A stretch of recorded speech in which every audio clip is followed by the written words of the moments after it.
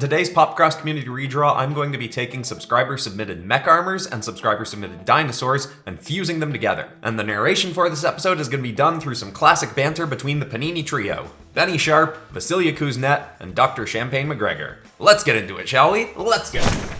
Hit like if you want, subscribe if you feel like, but either way, enjoy the show. Excuse me, but you can't bring outside food in here. Oh, nah, don't worry about it, pal. They're paninis. Okay, but that doesn't change anything, dude. It's still a type of food, right? You're gonna have to throw it away, unfortunately.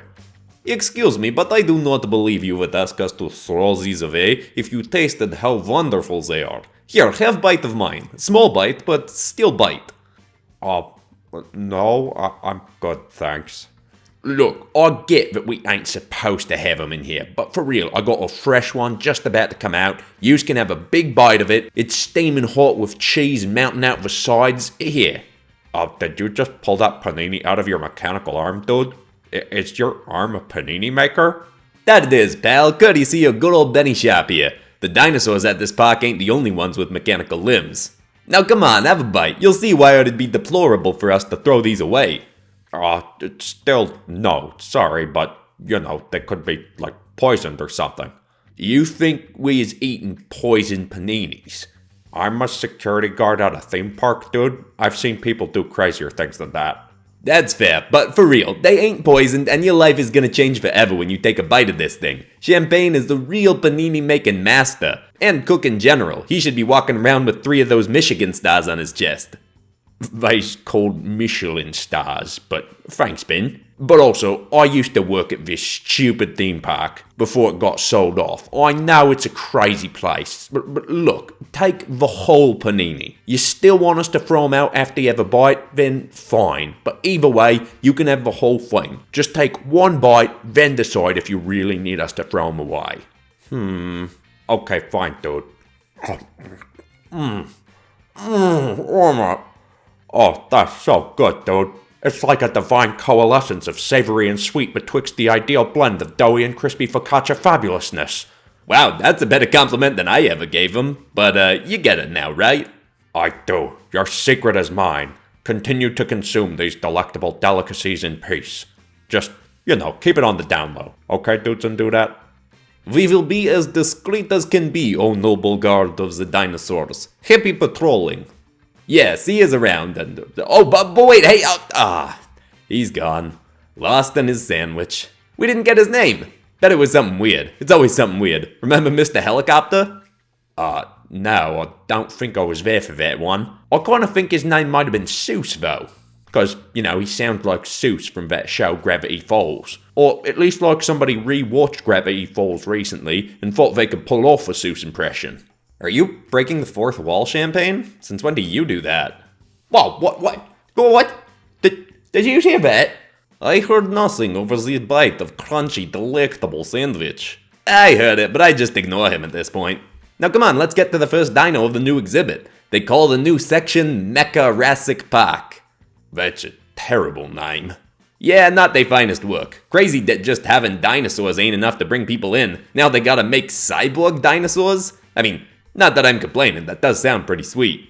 That ain't exactly what happened. Apparently, just before this place got sold off by Dr. Universe to the Happy Big Smiles Corporation, which is a real sus name, but Dr. Universe was having her people make cyborg dinosaurs to try selling to the military. None of them was working out though, so they iced them and just put them in the basement. Smiles Co. thought them out, fixed them up and put them on display. Well, either way, it got us coming back here, and I gotta say, this beast is pretty sweet looking. Got a pulse rifle on its arm, fusion cannon built into its tail, and biometallic enhancements fused right to its back. Some primo work, if you ask me. Are they not concerned with dinosaurs using these weapons to break out of the theme park? Honestly, at this point, breakouts are just part of the marketing for this place. If you're here during a breakout, you get your money back and a half-off coupon for your next visit. If someone in your family dies, they give you a season pass for free. That does not seem like big enough compensation for having family member die. No, but it does make me think we could get our money back today. I could die again, been a while since the last time. You're literally a multi-millionaire from all your past shady mech sales, Benny. We don't need you to fake your death to get our money back for some $60 tickets. First, it's not technically faking your death if you actually die and come back like I done did. Second, I was gonna do it more because it'd be fun to pull off a scam like that. But, fine, I won't do it. Unless some other security guard tries to take out Paninis again. How many more we got ready to heat up in the bag? Like 12 more. We should have brought even more than that. Agreed. Yeah, agreed. Anyway, on to the next dino.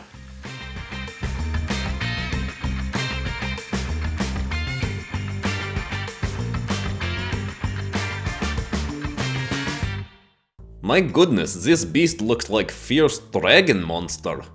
Yeah, I'm kinda surprised the military didn't want this thing. What are those, like crazy tentacle claws coming out of its legs? Says here they's called grapple spikes and they can punch right through solid cement. They called this thing the Grapple Reaper. Though, I bet our Reaper could take this thing down in about 4 seconds. Also, apparently its mecha bits aren't quite bulletproof, and its wings definitely ain't bulletproof, so that's probably why the military didn't have a use for it. Seems like it'd be useful anyway, but hey, having this thing at a theme park works out better for us. Gotta say, as much as this place is still pretty dangerous, it is kinda cool coming here now. They got some sweet exhibits. Funny they got a blend of what you make, and the stuff I used to make, Benny, with the mecha dinos. Yeah, that is pretty fun, and crazy how much more cool stuff they got now since the last time we was here with Offscreen. Oh, yeah, whatever happened off-screen? Wasn't he like your intern or something? I don't think I've seen him since your funeral. He was my intern, but he got a chance to intern for that superhero team that he loves, the Film Fatales, and they all got sucked into a wormhole or something and ain't nobody seen them since. Pretty inconvenient since, it sorta seemed like they was overpowered enough that they could wipe out the Archons with barely no help from us. Yeah, it is pretty inconvenient, but I hope they're okay. That kid was kinda weird, but honestly, might have been fun to have him here with us. Oi, Vasilia, wasn't you finally gonna invite that cat alien man to come with us? I did consider inviting Bustard, but I am currently not contacting him. Well, that might be the mature thing to do, I guess. Give him some space. Sounds like you was hitting on him pretty hard with him, not really feeling it. Yeah, I don't know, Champ. I'd guess that this ain't her being mature. More like she's giving him the cold shoulder in the hopes that he comes crawling back to her, right, silly? Oh, no, please tell me you ain't doing the old playing hard to get thing, Vasilia. That's like the dumbest way to get someone interested in you. I am not playing hard to get, I am simply pretending I do not care about him and not contacting him until he becomes upset about the fact that I have not contacted him and he contacts me, at which point I will continue to pretend I do not care for some time. That's exactly what playing hard to get is. Also, how's he supposed to contact you anyway? He doesn't have one of our multiverse jumping wristwatch thingies, right? Actually, I gave Silly an extra one to give to him in case he needed it. Had to make Jake a new one anyway. Also, his spacecraft has interdimensional capabilities, but really, if he wants to impress me, he should send more formal sort of communication, like a handwritten letter carried by a raven. Don't he live in space? How's he gonna find a raven in space? His universe is a strange place, he could likely find a space raven of some sort. And how's a space raven gonna get to another dimension? If it can survive in space, it is equally likely a space raven could travel to other dimensions. Do not cripple space ravens with your limited beliefs of what they can achieve. But what? Either way, you just made up space ravens. You don't know they're a thing. And you do not know that they are not a thing. She's got a point. Let's just call this a draw. So, we good with this dino? I mean, it's pretty sweet looking and all, but I'm getting a little bored here. I'd almost rather get home and go for a drive in my Subaru Crosstrek. What is this? My Subaru Crosstrek. With all-wheel drive, great off-road capabilities, and great fuel efficiency, it's always a good time to go for a ride in your Subaru Crosstrek. So this is one of the car vehicles you have in your worlds, yes? But why are you saying its full name so many times? Why would you need a car anyway, when you have so many flying mechanical armors, Benny? Well, with such a great blend of comfort and style, why wouldn't you want to take a break from mech armors and drive around in a stunning new Subaru Crosstrek? Dr. Champagne, Benny is being strange. Do you not usually interject when he does things such as this? I mean, what can I say? I agree with him. With the Subaru Crosstrek's heated seats, heated steering wheel, and comfortable interior, it's ideal for going for nice long drives in difficult terrain. You are both talking like one of things where a company in your world pays for someone to say overly nice things about their products. No, Vasilia, this conversation ain't sponsored in any way by Subaru Crosstrek. They're just a great vehicle and we're happy to talk about them of our own free will. Multiple financing options available for the Subaru Crosstrek. Anyway, on to the next dinosaur.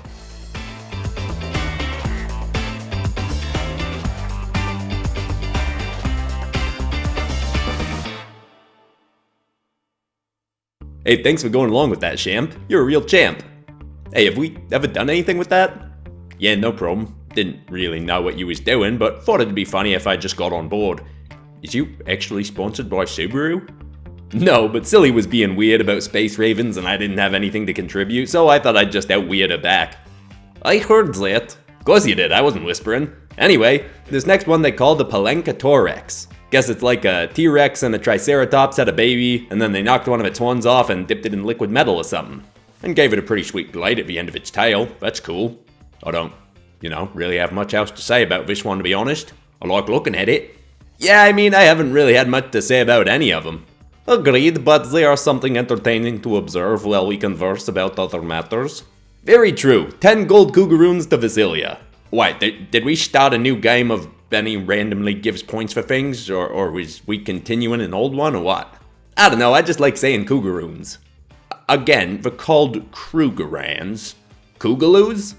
Sure. Doctor, do you have another panini ready? I need more deliciousness. Yeah, in a sec. Jeez, you can really pack 'em away, huh, Vasilia? For someone as thin as you, I wouldn't have thought you could eat so much. I live very active lifestyle. Also, muscle requires fuel, and I have much muscle from all the armor crafting I do. Swinging hammers to craft can make you quite strong. Plus, I believe my rare jaguar form inherently burns more food for fuel, even when I am not using this form. In a sense, I am eating for two, and one of the two is a vicious jaguar. Right. Hey, not that I want to bring him up again, but that Buster Terminax guy you're into. You said he wasn't into you because he's got real weird taste in who he's attracted to, right? Obviously this is the case considering he's not attracted to me. Sure, granted it makes sense that you aren't used to having a straight guy not be into yours. But you said it's beyond that, right? Like he's attracted to creepy monster ladies or something? The way you described it sounds like his last ex was literally the same species as the Predators from Alien vs. Predator and the Predator movies and stuff. I am not familiar with these films of which you speak, but yes, he is somehow attracted to hideous monsters and not me. Oh, I see where you're going with this, Champ. I can't believe she didn't think of that. What? Think of what? I don't understand. I don't think this is actually a good idea anyway, since he probably isn't just turned off by your looks. No offense. We love you, but you can be a lot to some other folks. With that said, if he's attracted to monster-type ladies, have you ever considered showing him your were jaguar form? Are you implying that I am hideous monster when I turn into... You're right! Why did I not think of this before? We must go right now. I thought you wasn't contacting him. That was before. Playing hard to get time is over now that this may actually work better. So you was playing hard to get then?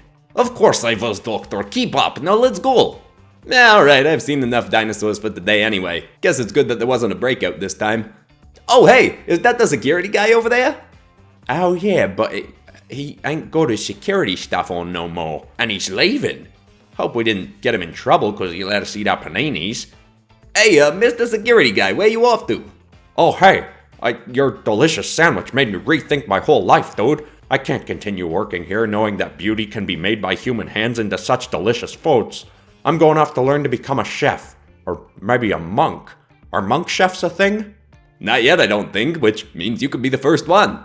I mean, I ain't no teacher or nothing, but I can show you how I made that panini if you want.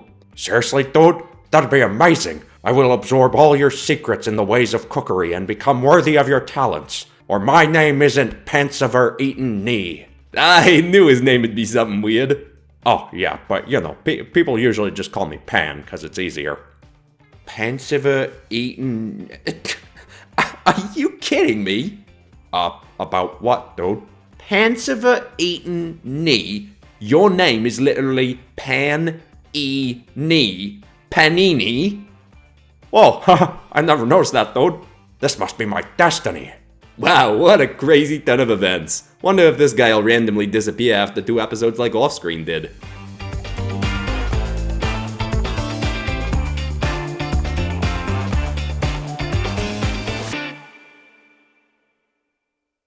If you enjoyed the classic PopCross format of this episode, you might want to check out my most recent Fantastic Four Dragons video. Also, if you want some cool art inspiration, I recently brought back my Illustrator Reacts series, reshaped it a little bit, and it's working out as a great way to inspire me to try some new stuff with my art, so you might want to check that out. Anyway, huge thank you to everybody who submitted for today, and specific thank you to the people who were chosen. Bijan H, Sketch Ninja, JM993, Lucas, Yelena Amaru, and Yuri. Now for the next community redraw, what I want people to do is go down into the Google Docs linked in the description and pick one of the 4 deities described, and I want you to design what they should look like to be a part of Tarsa's new Imperium Pantheon. Getting a new team of godly villains, and I'm excited to see how you all design them. Please put in the title of your email which of them you chose. But besides that, that's all for today, except of course for ending this video on some kind of positive or inspiring note, and the thought I want to leave people with today is a nice simple quote I read this week, which is that sometimes the things that break your heart end up fixing your vision.